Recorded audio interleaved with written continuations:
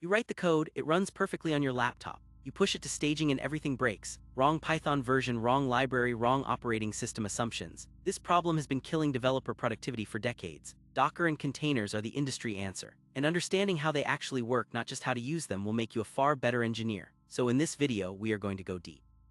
We will start with the core problem, trace through the Linux kernel mechanisms that make containers possible, understand how images and Docker files work, and finish with networking.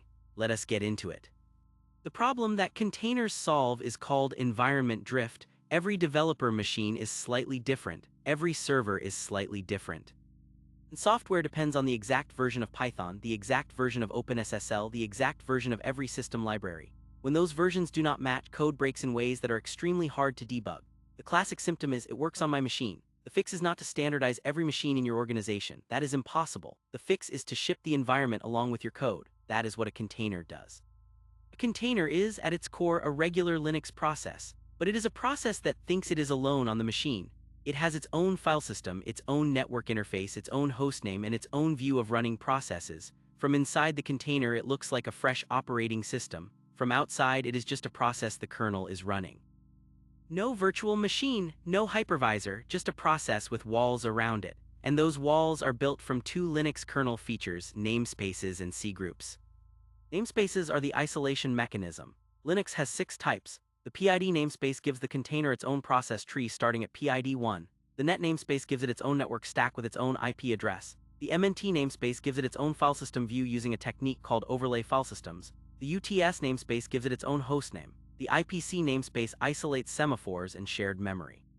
The user namespace can map the container root user to an unprivileged host user. Together, these 6 namespaces make the container believe it is the only thing running. cgroups then add resource limits, CPU, memory, and disk I/O caps.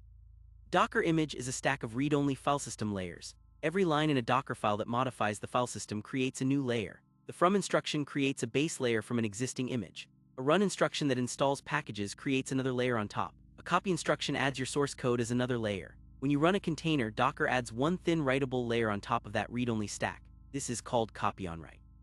The underlying layers are shared between every container that uses the same image. 100 containers from the same image share the same read-only layers. Only the writable top layer is unique per container. A Dockerfile is a reproducible recipe for building an image. From instruction names the base image. wrkdir sets the working directory. Copy transfers files from your local machine into the image. Run executes a shell command and commits the result as a new layer. Expose declares which ports the container listens on. cmd specifies the default command when the container starts. The ordering of your Dockerfile matters enormously for build speed. Docker caches each layer. If a layer has not changed since the last build, Docker reuses it from cache. Copy your requirements file and install dependencies before copying your source code. That way, a code change does not invalidate your dependency layer. The fundamental difference between a container and a virtual machine is that a container shares the host kernel. A virtual machine emulates an entire physical computer. It has its own virtual CPU, its own RAM, and its own complete guest operating system kernel. That guest OS alone is gigabytes in size and takes tens of seconds to boot. A container has none of that overhead. It starts in under 1 second because it is just a process. Its image is tens or hundreds of megabytes, not gigabytes. You can run dozens of containers on a machine where you could only run a handful of VMs. The trade-off is isolation. Containers share a kernel, so a kernel vulnerability affects all containers on the host. The Docker workflow has 4 steps. Build turns your Dockerfile into an image on your local machine. Docker processes each instruction, creates layers, and tags the result with a name and version. Push uploads that image to a registry, which is just a storage server for images. Docker Hub is the public default, but companies typically run private registries like ECR or GCR.